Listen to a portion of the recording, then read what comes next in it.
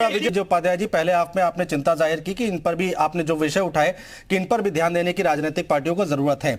लेकिन मैं आपसे ये जानना चाहता हूं कि जब भी चुनाव आते हैं तो क्या वाकई इससे कुछ फायदा मिलता है क्या, जो हिंदुत्व और या फिर ऐसे धार्मिक चीजों में एक मैसेज देती हैं जो राजनीतिक पार्टियां, क्या इसका कुछ फायदा जमीन पर मिलता है? हाँ, निश्चित तौर पे मिलता है और ये देन है राम मंदिर आंदोलन और विश्व हिंदू परिषद की, जिसकी वजह से भारतीय जनता पार्टी 89 के बाद से आप देखिए लगातार ये प्रोग्रेस करती रही और आज लगातार दूसरी बार बहुमत में है। दरअसल बहुसंख्यक की राजनीति शुरू हो गई इस देश में और ये एक नया ट्रेंड था। धीरे धीरे जो नरेंद्र मोदी जी के जब वो प्रधानमंत्री पद के दावेदार घोषित किए गए भारतीय जनता पार्टी की तरफ से, तो बड़ी संख्या में पिछड़े, अति दलित और अति पिछड़े बीजेपी के साथ जुड़े। इसीलिए 2014 में 73 सीटें और सपा बसपा अलायंस के बावजूद 2019 में 64 सीटें बीजेपी जीतती है। विधानसभा में भी 325 और 273 सीटें जीती है। तो ये एक सभी वर्गों को जोड़ने की वजह से संभव हो पाया। और ये जो फतवा दे दिया जाता है 2 मिनट में, हिंदू धर्म का हिस्सा नहीं है कि आप किसी को कह दीजिए कि ये तो हिंदू ही नहीं है। ये हिंदू धर्म में तो आप पेड़ की पूजा करिए तो भी आप हिंदू रह सकते हैं, पूजा न करिए, नास्तिक रहिए, चारवाक ऋषि हैं हमारे, नास्तिक होइए तो भी आपको जो है हिंदू माना जाएगा। और जहां तक देखिए, जहां तक विवादित बयानों की और दूसरी बातें हैं, संजय निषाद ने माफी मांग लिया था, लेकिन कौन नहीं जानता कि बाबरी मस्जिद के मुद्दई हासिम अंसारी और ज्ञानदास जो महंत हैं हनुमानगढ़ के, उनकी दोस्ती, एक साथ बैठते थे, एक साथ रहते थे। कौन नहीं जानता इस बात को? और आलमगीर मस्जिद जो है उसको चंदा देके, हनुमानगढ़ी के महंत ने चंदा देके बनवाया जी। इस बात को कौन इनकार कर देगा जी? तो आखिर आप 1 मिनट में अखिलेश यादव को फतवा कैसे दे सकते हैं? मैं ये मानता हूं कि अगर किसी के हिंदू धर्म में आस्था है और कोई नवरात्र को मान रहा है तो हमें तो उसका स्वागत करना चाहिए जी जी। इसमें राजनीति कहां से आ गई? राजेश चौधरी जी, इसमें राजनीति कहां से आ गई? विजय उपाध्याय जी सवाल उठा रहे हैं। पार्टी रामायण जलाने का काम करती है। समाजवादी पार्टी कहती है कि हिंदू है ही नहीं हिंदू धर्म, और हिंदू धर्म तो एक धोखा है। स्वामी प्रसाद मौर्य का रोज आप कोई न कोई अपमानजनक, हिंदुओं को अपमानित करने वाला बयान सुनते रहते हैं। इस देश में, इस राम के देश में और अयोध्या नगरी के नजदीक में रामायण की प्रतियां समाजवादी पार्टी के नेता द्वारा जलाएगी, किसने नहीं देखा जी? ये सपा के लोग रामायण को भी जलाएंगे, ये सपा के लोग हिंदू धर्म को धोखा भी बताएंगे, और ये जाकर के पूजा करेंगे तो सबको नजर आएगा ना जी ये ढोंग है। यही तो कह रहे हैं, झूठे। ये कोई हिंदू धर्म में इसमें आस्था रखने वाले लोग नहीं है तो आप आइए ना, हम तो स्वागत कर रहे हैं आपका, ईमानदारी से करिए। स्वामी प्रसाद को भी 2 शब्द बोल देते अखिलेश यादव जी, आपके मुंह में दही जमा हुआ है क्या? आप कभी नहीं बोलेंगे? कभी वो लगातार रामायण चलाते रहेंगे, चौपाई में रामायण की में कमेंट करते रहेंगे, हिंदू धर्म को कपिल श्रीवास्तव जी करेंगे। जो लोग आज बयान दे रहे हैं कि हिंदू सनातन धर्म को समाप्त कर देना चाहिए, ये कपिल जी, पार्टी लाइन और पार्टी की विचारधारा एक हो सकती है ना, अब 2 अलग अलग बातें निकलकर सामने नहीं आ सकती ना। क्या दो बातें आ रही बताइए मुझे भाई। स्वामी प्रसाद मौर्य ने क्या बयान दिया, हमको बताने की जरूरत है, आपको इतने भोले तो है नहीं आप। नहीं, मैं तो बहुत ज्यादा बोल रहा हूं सर। मैं तो पॉलिटिशियन ही अपने आप को नहीं मानता, इसलिए तो मैं इसका कहारा सीख रहा हूं राजेश भाई से कि झूठ कैसे बोला जाता है। मैं क्यों कह रहा हूं कि राजेश भाई ने रामचरितमानस की प्रतियां जलवाई और आरोप दूसरे पे गढ़ दिया। अरे आपकी सरकार है, आपने प्रथम सूचना रिपोर्ट अंकित की, आपने मुलजिमों को क्यों नहीं सलाखों के पीछे डाला? अब तक 3 महीने से ज्यादा का समय हो चुका है और सीआरपीसी के अंदर लिखा हुआ है कि संज्ञेय मामले के अंदर 3 महीने के अंदर आप चार्जशीटेड करेंगे। अभी तक आपने उस मामले में चार्जशीट क्यों नहीं ली? किसको आपने आरोपित किया? किसके ऊपर मुकदमा चल रहा है? किसकी आपने गिरफ्तारी की? क्या आप अपने लोगों की गिरफ्तारी करेंगे?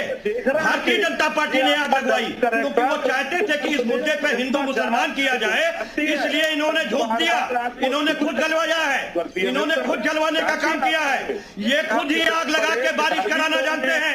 इनको मालूम है कि आस्था कैसे करवा दी जाती है।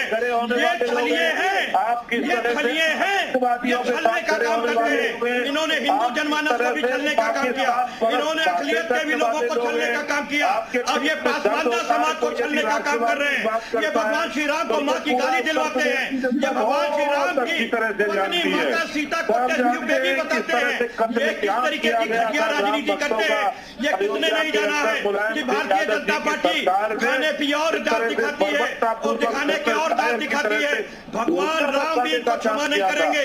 भगवान राम के अमानत में खयानत करने वाली भारतीय जनता पार्टी, इन्होंने 2 करोड़ ठीक है, आराम से 15 मिनट के अंदर 20 करोड़ रुपए के खरीद के भगवान श्री राम को भी धोखा देने का काम किया।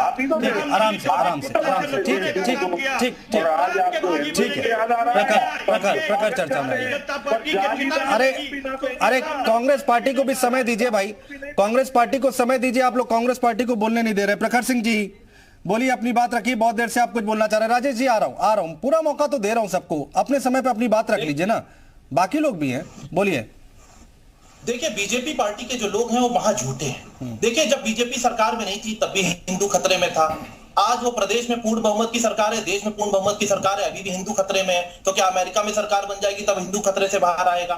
देखिए, कोई महंत कहता है अपने धर्म की बात करता है, हिंदू धर्म की बात करता है, समझ में आता है। कोई प्रीस्ट क्रिश्चियनिटी की बात करता है, समझ में आता है। कोई भी बौद्ध भिक्षु अगर अपने धर्म की बात करता है, समझ में आता है। कोई भी मौलाना साहब अगर इस्लाम की बात करते हैं, समझ में आता है। मगर जो लोकतंत्र के 4 स्तंभ हैं, अगर वो किसी पर्टिकुलर धर्म की बात करते हैं तो ये गलत है। लोकतंत्र के 4 स्तंभ के लिए इस पूरे देश के सभी धर्म एक समान होने चाहिए। हमारे देश में एकता में ही अनेकता है और ये बोला गया है। देखिए, अगर आप बात करते हैं, अगर मेरा ही मानिए, मेरा ये मानना है कि देखिए, हमारा जो धर्म है वो मेरा पर्सनल विषय है और मेरे घर का विषय है। सड़क संविधान से चलनी चाहिए, ये लोग संविधान से नहीं चलने देते हैं। संविधान में सभी को राइट दिया गया है अपने धर्म की पूजा करने का, अपने आस्था को मानने का। वो माने, कोई अगर कोई प्रखर भाई, राजेश जी कह रहे हैं कि वो आप ढोंग करते हैं ना, वो तो उन्होंने सीधे सीधे कह दिया ये ढोंगी है। अरे भाई, मैं अगर पूजा कर रहा हूं, मैं कृष्ण भगवान की पूजा कर रहा हूं, ढोंगी हो गए? ये कौन होते हैं? इनको किसने बोला? भगवान ने इनको राइट दिया है क्या? अरे ढोंग करने वाले खुद लोग हैं। मैं भोलेनाथ की पूजा करूं, इनसे क्या मतलब है भाई? कृष्ण भगवान ने गोवर्धन पर्वत उठाने से पहले यही हमको समझाया कि किसी डर में किसी ढोंग की पूजा नहीं करनी चाहिए। ये सृष्टि, ये गोवर्धन पर्वत हमको सब कुछ देता है, हमको खाना देता है, हमको हवा देता है, हमको सुरक्षा देता है। हमको सृष्टि की पूजा करनी चाहिए। मैं अगर अपने मंदिर में, देखिए, मंदिर और मस्जिद या किसी भी जगह जहां पूजा करने जाते हैं, भगवान से बात करने जाते हैं, भगवान से अपने आप को कनेक्ट करने जाते हैं। और यही मंदिर मस्जिद के लिए लड़वा रहे हैं, समाज को बांटना चाहते हैं। किसी भी 4 स्तंभ के किसी भी व्यक्ति को हक नहीं बनता कि देश को ठीक है। मान जी कुछ कह रहे हैं, मान जी कपिल जी तो कह रहे हैं भाई बीजेपी के लोगों ने ही रामचरितमानस की प्रतियां जलवाई। ठीक है, प्रखर भाई हो गया, दे दिया ना मौका। ठीक है, बाकी लोग को बोलने दीजिए। मैं सुन लीजिए, मैं निवेदन पूर्वक कहना चाहूंगा, ठीक है, आप बीजेपी को बोलिए, बीजेपी आपको बोले, कांग्रेस को बोलिए, कांग्रेस आपको बोले, अच्छी बात है। मैं राजनीति के विषय में जाना ही नहीं चाहता। आपका काम है एक को लड़ाना, दूसरे से आनंद लेना, खुद टोपी पहन लेना, दूसरे को टोपी पहना देना। नेताओं की आम सी बात है, कौन बड़ी बात है, कोई दिक्कत नहीं है। दुख इस बात की है कि आप सनातनी हैं, हिंदू कुल से जन्मे हैं, किसने अधिकार दे दिया? अभी कांग्रेस के प्रवक्ता मेरे भाई बोल रहे थे कि हम सभी धर्मों का सम्मान करते हैं, करना भी चाहिए। लेकिन जब कांग्रेस के राष्ट्रीय अध्यक्ष ये कहते हों कि सनातन मजबूत होगा मोदी के जीतने से, अरे भाई, सनातन ने आपका क्या उखाड़ लिया, क्या बिगाड़ दिया भाई? एक तरफ उदित, जिस प्रकार से उदित जी कहते हैं कि अरे कोरोना है, डेंगू है, मलेरिया है, टाइफाइड है, ऐसे अपशब्द का तुलना कर देते, उस पर किसी की जबान नहीं खुलती। अभी तत्काल की घटना है, सदन में एक सांसद है जिसने वंदे मातरम की जयगान चल रही थी, उसने रोक दिया। मंच से सरकारी कार्यक्रम में वो सदन में बोल रहा था, तो एक सांसद ने उसको आतंकवादी कहा। उत्तर प्रदेश के पूर्व मुख्यमंत्री ने ट्वीट किया, आजीवन इनका सदस्यता रद्द होना चाहिए और कभी इनको सदन में आने की अनुमति नहीं देना चाहिए। मैं पूछना चाहता हूं, जो सनातन को गाली देता हो, जो इतने अपशब्द में, इतने अपशब्द में हमारी तुलना कर रहा हो, उसके लिए एक भी ट्वीट आपने नहीं किया, एक भी ट्वीट आपका नहीं आया।